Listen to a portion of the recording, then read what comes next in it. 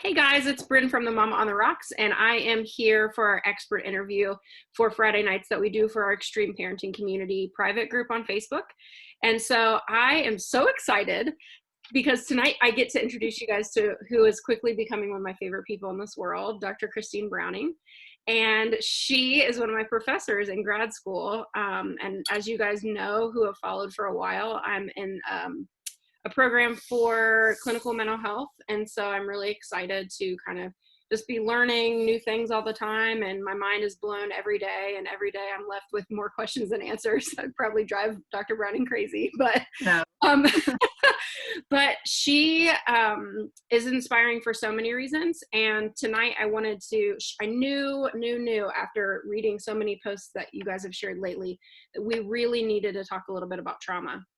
And it's kind of an oxymoron to say to talk a little bit about trauma because trauma is such an ongoing conversation. However, Dr. Browning's specialty is in trauma, and she will talk a little bit about what her specific areas are. But I wanted her to just briefly introduce herself, tell a little bit about why she became a counselor, and just a little bit about her backstory, because it's pretty mind-blowing. She has one of those testimonies that just sticks in your ribs. And so I'm so excited for her to share because I've only known her for a few months, and it's already been very impactful to my future counseling career. So I'm so grateful you're here. I'm so grateful for this 30 minutes. Glad to be here. Glad. So talk to us about how you're here. So you are now a professor. You have your doctorate in counseling and supervision. So tell us about it.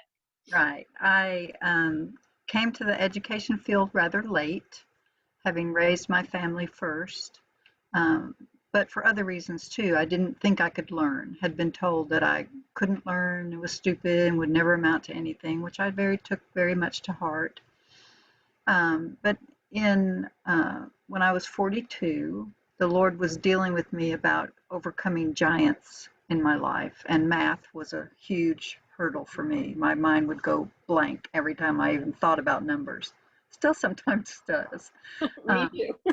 So I took a course at a local technical college to get over my fear of math. And it was a non-college credit. Got an A. Thought that was a fluke. I really did. Took another non-college credit math course. Got another A. And I thought, well, maybe my mother was wrong. Maybe I really can learn. Yeah. So just went on from there, got another A in writing, and was just bitten by the education bug, and I just could not stop. So I enrolled in undergrad, graduated summa cum laude, went on to get 3 more degrees, and love teaching and love counseling as well. So the reason my specialty is trauma and abuse is because I have a background in trauma and abuse, significant background, and having experienced it myself, but then also have been in training to work with adult survivors of childhood trauma, and in that process have learned a lot how to work with adult survivors and children who've experienced trauma and the parents who love them. I think what is so interesting, and we'll talk a little bit here in a minute about specifically relating to our children, but can you give us just a brief overview of how you would interpret trauma? Because I think for a lot of us, and my personal counselor tells me all the time about big T and little t trauma, because I tend to dismiss a lot of things I've experienced because, well, I'll say, well, I wasn't sexually molested, or I was not raped, or I was not X, Y, or Z. That seems like a big T trauma to me. So I am quick to kind of negate some other things that were trauma, but it's almost difficult for me to put that label on it. So can you talk about that a little bit? Because I think a lot of us, and I know Audrey's here now, and when a lot of people watch playback, they're going to, I know, hear some things you say and be like, oh my goodness, that is me. And I'm still kind of filtering through some of that myself. So can you talk to us a little bit about that more? Well, big T trauma would be anything that impacts your life and happens, like a car accident or major surgery, or even a big fight in the family and some disagreements in family where things just go on and on. That's not necessarily a little t, and it makes an impact on you depending on how you perceive it. So the trauma really is a lot is involved with interpretation. Mm, And your interpretation of the trauma or what you are facing, it's not a comparison thing. So it's not, oh, well, they have it so much worse than me, and so mine is not that bad. Any trauma that you face, big or little t might be minor occurrences during the day or traffic or, just something that really irritates your person. Depending on how much you can take or how much you have already borne of trauma, mm, you may not have a very big envelope to hold it in. yeah. Okay, so I think of it also like a bottle of Coke. Hmm. You shake a bottle of Coke too many times and then open it. Right. So, some of us just have a lot going on that we can't take very much shaking Sure. because then we're going to explode. And Sure. it may only take, stubbing your toe to Mm, make everything come apart. But that doesn't mean that stubbing your toe is the big trauma, right. but it was just one more thing on top. Sure. Yeah. So, I think in this group we talk often about. I made a meme recently that about your plate, because we talk about, well, our plate's too full right now, and what we don't talk about is what kind of plate are we carrying. So are we carrying a flimsy paper plate that's gone like this? Are we carrying a china plate that's we have to be very delicate with it? Are other people heaping spoonfuls of things onto our plates? And so I think and giving more play. yes. Yeah, I think in the extreme parenting world, we're like those people at the circus that like have the things that spin plates, and we're trying to not drop all of them. And so I think that Right. I'm glad that you mentioned that. You said about how many things we're already bearing. So talk to me a little bit about those of us, and I know there will be hundreds that watch this on playback, that we're thinking in a regular day. So my child was up at 5:03 a.m. today. He was also up at 1 a.m. and 2 a.m. and I was with him in his bed for 2 hours in the middle of that. And he, right now, we have an irrational fear of animals outside breaking our windows and coming in our room. And so, we have lots of talks about that. And so by 7 a.m., I was already toast for today. And so a lot of us experience that lots of days in a row. It's not just a random thing. So can you talk to us about how that might affect us as extreme parents? And we may be caregivers, some of us, depending on our children's diagnoses, for the rest of our lives, um, and not just for an 18-year window. So can you talk to us about how that might affect us in our day? Because I think a lot of us really beat ourselves up over getting upset or losing our cool or stubbing our toe and freaking out, like you said. And I know these women need to hear this because I need to hear it. Well, just hearing you talk overloads me to think that you've been up all those hours because sleep is so important. And how can you recharge if you're constantly, not only during the day but also during the evening and at night, having to get up and deal with the dog and the monsters outside and whatever it is, because to their little world that's important and that's life Absolutely. threatening. Hmm. um, so you're drawn into that by necessity. So how do you do that? How do you walk through that? Yes, I mean that's almost, it's not almost, it's a big trauma every day, Hmm. I would think. Yeah. um, I mean, my husband is got an illness that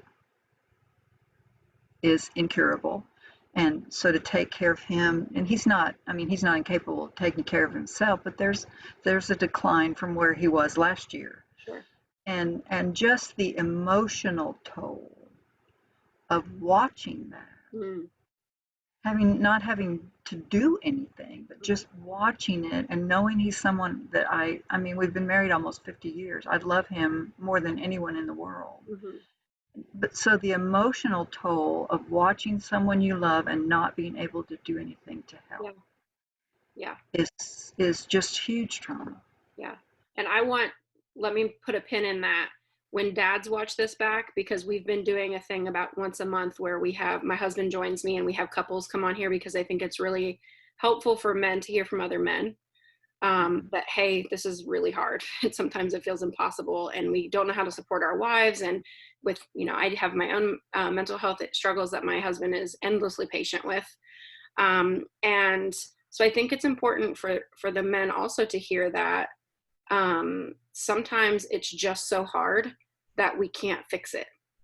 We don't know how to help our kids, whether they're nonverbal and they can't tell us what's wrong, whether they're far beyond their age as far as their ability to learn or ability to articulate. A lot of us have those kinds of things as well. Our child is very explosive. I know Audrey experiences that. She has two children on the spectrum. And so that's a huge deal for us. We have our everyday life stresses, and then many of us have our marriage stresses, and many of us have, now we have COVID, so in our house we've lost jobs this year, and so there's these major things that would be called big T traumas. Yeah. Also are dealing with 100 times a day we have a big giant thing that we have to deal with, and it's constantly always there. Audrey, can I ask how you're feeling hearing this, that like a validation that what we go through is trauma? Well, it's a good thing to hear it, but at the same time, it's not Yeah. a great thing because obviously it means that we're experiencing trauma. Yeah. But yeah, I mean, I guess it's validating Yeah. to know that like what we're dealing with day in and day out is trauma. Does that seem like a harsh isn't the right word, like a severe word for what we go through? Because when I hear that, if I'm describing what I deal with every day to somebody who cares about me and cares about our kids, and I'm really telling them the truth, their mind is obviously blown, their face looks crazy, they're like, how are you alive? And I think, well, do I have another option? Like, Yeah. it just seems normal to me. And so I feel like classifying it as trauma is still something I'm accepting, because I just feel like it's my everyday life. Do you feel like that, or does it feel like, no, this is trauma? Like this is I mean, I've been through enough counseling from like my own experiences as a child mm-hmm. that like this is trauma, Yeah. and this is what I experienced as a child, like not obviously me doing it to somebody else, but someone else doing it to me. Sure. So I mean, it is trauma no matter where it's coming from. And so I feel like that no matter who I'm telling about what part of my life I've experienced trauma, and they're just blown away. Yeah. So yes, I mean, but yeah, there's nothing we can do about it, like, and that's just, yeah, I'm like, no, I do this every day, it's fine. Like, but at the end of the day, when I sit down crying Yeah.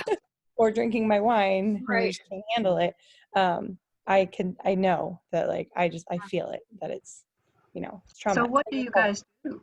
How do you deal with what you carry every day? Yeah, I don't. I drink wine and watch sappy Christmas movies on Hallmark. For which I make fun of her, but it's fine. Oh, that sounds wonderful to me. Have space on your couch over there. I'll come over. I watch serial killer documentaries. I'm the opposite end. Well, I do both. Yeah. Do both, yeah. Yeah. It's a good balance. You got to have both, right? Yeah. I mean, I think it's hard because it's almost like many times as an extreme parent, I feel like I have two personalities. There's this one part of me, it's almost like I think any mom, any neurotypical mom too, you are a mom and then you're also a woman. And it's easy to forget that you're a woman before you're a mom. And, those things get mishmashed. When you're an extreme parent, you have all of those things that still exist. But on top of that, you are, a secretary and an IEP specialist and a doctor and a therapist and a driver to all the appointments in the land and a med specialist and a researcher and so all of these extra things. And then with that, you have the regular, like most of us in this group, not all, but most are married. And so marriage is hard. And then when you add what is normally hard in a marriage, things like finances or job stuff or anything like that, it's it's magnified usually because that compounds with having insurance issues and med fees and therapy copays and all these things. And so it just almost feels like you're kind of most of me is on autopilot, I would say, like 98% of most days. I think a lot of us feel like that. And then there's this other part that almost feels, and Audrey, I'm just going to say the truth, like it almost feels angry, resentful, not at our child, of course. And we wouldn't absolutely, I mean, of course we would change the surroundings if we could, just to have them a better opportunity at success, but we wouldn't change who they are. And I don't think most of us, I don't feel like we feel like, oh, we got the short end of the stick or anything like that. It almost feels like you're in this constant battle to just keep your sanity and the sanity of everyone at home. And then you also have to fight for basic human rights for your child all the time. Yeah. So that advocacy piece is exhausting. And I mean, I've made a career out of it, and now I'm going back to school to do it more. I mean, what am I doing? I don't know. But, I mean, I care about that because Well, yeah, you're so passionate about it. So I want to go back to the anger, the little part of you that feels anger. And how do you feel about that feeling? I mean, how do you categorize that to yourself? Is that a shameful thing? I Do was going you to say guilt. Guilt was the first thing that came to my mind. Okay, but can you accept that that is absolutely a validating feeling for your body and what you're carrying and what you're going through? What do you think, Audrey? um, I would say no. That's hard to accept, obviously, because when I feel angry about it, I feel like I'm not loving my kids quite as much Yeah. as I should. So can you Like, take your child out of the picture? yeah. What you're angry at, let me suggest, is the situation. It's not the child. It's it's all the stuff that you have to deal with, the advocacy, the insurance companies, whatever else, that all of that on top of, and consider how much love that takes to drive you to take care of those things when you're already spent because you're carrying so much. So the anger at the situation is different than anger at a child. I don't hear that from either one of you. So the anger at the situation is it's such a valid feeling. I think I can accept, like, I have never thought about it like that, separating it until you said it. I can accept that. I think what I struggle with, and maybe Audrey, this is what you were saying too, is of course you can't choose when those feelings come up. And for me, my anxiety very commonly exposes itself as anger. Because that was a functional emotion for me growing up in a abuse or traumatic household, and that kind of struggle, just a lot of yelling and things like that. And so anger was accepted. Being sad or crying about it or whatever, that was not functional. And so I think when my wires get crossed, I know I may never not actually be angry at my child, but it will most likely come out that way, because they're the ones that are Okay. constantly triggering me 9,000 times a day. And so Yeah. that's where it's hard for me, is like, it's not his fault. I understand his brain chemistry. He didn't ask for this. But at the same time, I'm like, I don't know how you expect me to be a functioning adult and wife and mother I have a neurotypical child also. And so there's a lot of variables there, I don't know. That's Yeah. hard. Yeah. And I know a lot of women in this group, and men too, the dads, there's a lot of that we carry, that big and little t trauma from growing up, like Audrey was talking about. And so you bring that in. And last week or 2 weeks ago, when we met with all the couples, we were talking about differences in parenting styles and how that's arguably the thing that causes the most friction in marriages of extreme parents, because you have to be on your A game all the time with discipline and strategies and consistency and, therapy work and all of these things. And so Can you talk to us a little bit about how that might look, just as an extreme parent who's carrying this all the time? Forget about our backstory. We all have ones and they're different, and I'm sure they all have baggage.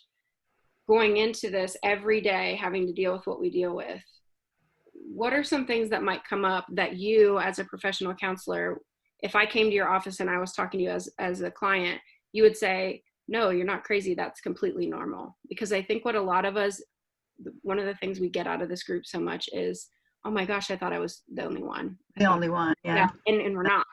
There are so Yeah. many of us. Yeah, I think someone who was a counselor said the most beautiful words in the world are, I'm not alone. Mm. You know, me too, me too. Not in the current Sure. climate of how that's used, but if you were my client and you came to me, just as I talked about anger being a normal expression for what you're carrying, a normal emotion, it would depend on your story, and where you say, yeah, we all got backstories, and that doesn't, we all have different ones, but that does matter, Mm-hmm. because as you said, anger was acceptable in your home, and that was, yelling was okay, and Mm-hmm. so that's telling you when you are angry and you do yell, that's a bad thing, That's true. because it was a bad thing for you. Mm. So you're a bad mother because that's happening, and that's not true, Bryn. And where that's tied to your backstory matters, Yeah. because the messages that you're giving to yourself are, you're bad, you're angry, you're bad, you shouldn't, this is awful. And it gains strength because of your backstory. Yeah. Does that make sense? Yeah. In the worst way. Yeah. It does make sense, because you saying that, I'm like, that's exactly the tape that's on repeat in my head when I'm not able to sleep. Like, Yeah. oh, you lost it today, you did this, or you said this, and I wrote last week about an article about me going through my very first med change for my anxiety over the last several weeks, and how my son, who's about to be 10, has done this since he was 4. And it is breaking my heart all over again that I've never realized how out of control my body can feel, and Mm. how I am not as patient as I should be with him in those moments, because even though I know, okay, I know what a med change looks like because we've done it a lot of times, and it can be just absolute nightmare. Mm. Um, but to be able to go through that, the physical feeling of it myself, kind of gave me just a whole other perspective. So for you to say, yeah, you're telling yourself you're bad, that has really played big time very recently. And I've heard that from a lot of moms in this group, because in this small paid group, they can post themselves. It's not just coming from me. So there are a lot of great interactions and questions, and, hey, do you guys feel this? Or can we agree that this is going on? And so there's been a lot of those kind of Me Too comments lately. And I think one thing that is a common thread is we all feel really bad when we lose our cool, but we all lose our cool. And understandably so. I mean, so where is grace for yourself in that? Where is kindness from Bryn to Bryn, from Audrey to Audrey? Where is that? Is there only a negative, punitive language that you speak to yourself, or is there any grace in there? What would grace or kindness sound like? When you start hearing those tapes, you're bad, you're a bad mom, you shouldn't have, you should have, you lost your cool, you do that. Yes, I did lose my cool. That is a natural reaction to the heavy load that I'm carrying. Mm. It is extreme emotion to parent an extreme child. It requires extreme emotion of me. So I'm going to lay my head down and say, you did a good job today. And I'm going to turn that tape off. You're about to take me all the way to church, Dr. Browning. Ooh, that's a whole word right there. And I think what I'm hearing from you is a lot of the people in this group don't know how to be kind to themselves. Mm. And again, that's tied to backstory. You can be kind to the husband, you can be kind to the children, especially to the children who are extreme, Mm. kind to the point where you don't have any kindness anymore in any part of you for anybody, Yeah. especially yourself. Yeah. And you moms and you dads are the ones that need the measure of kindness and grace for yourself first. Mm. And that's not selfish. Yeah. Wow. Um, we don't have a lot of time left, but one thing I do want to touch on before we leave is our kids, statistically, kids with diagnosis that many of ours share are at a much higher risk of things like sexual abuse, becoming promiscuous, having addictive personalities, those sort of coping mechanisms. And of course, as extreme parents, definitely the ones in this group, but many of us across the globe are constantly working with therapists of all types to incorporate strategies. And oh, this worked today and it didn't work last week, and now I'm going to try it 2 weeks from now. And that's just our constant, we have a toolbox all the time. But what are some maybe red flag behaviors that we might look for as parents, that might tell us, hey, something has gone on with our kid, or maybe they're responding out of a trauma response? Because I think for many of us, we've been doing this for so long that it all gets lumped together. All of that behavior gets lumped together in, this is just a really bad behavior day.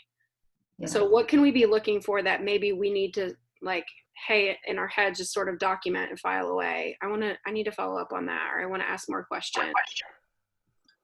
When a young child starts asking questions about sexual things that are beyond their years, taking into account that they haven't seen that on television somewhere, or they haven't been exposed to that somewhere else. Sure. If they have urinary tract infections a lot, that is not typically a part of whatever it is, other things that they're dealing with. If they start sexually acting out on other children, those are things that would be a red flag. If they start wetting the bed a lot, if that's not a normal thing that they do already. If they start having night terrors unexpectedly, like that's new for them, something like that, those would be things that would be red flags. Another thing I might give you a suggestion about, and I can send you a copy of this, Adam Young does a podcast, and one of his podcasts is on the Big Six, and it's 6 things that every child needs. And he talks about this, he goes into in depth with each one, but it's like attunement, engagement, and things that it sounds like you all do chronically. And he says that a parent can be good at that 50% of the time and still be a great parent. Mm-hmm. So those big 6 things, the attunement is real important. Being able to teach your child to self-regulate, which sounds like something that you all have to do a lot. And that you can be okay with negative feelings that they have. Sounds also like something you need to be able to do a lot. But those kinds of things, and teaching them those things, especially attunement. And it sounds like you all are very attuned to what's going on with your kids. That attunement is so valuable in their emotional development. So it sounds like you guys are doing the parenting you need to do, the big 6. Yeah. And that has to do with attachment, Right. which is a very important thing. And we talk a lot about, I would love for you to send that to me, and I can post the link in the group so that you guys can have access to that. The attunement piece we talk about is very important, not only for us to be attuned to our children's needs. And I talk a lot about, I don't care what letters are after your name, I'm the expert on my child. And that's just period, end of story. Now that's not true of all parents. Not all parents are involved, and I understand that, but I do know that about our situation, and many in this group.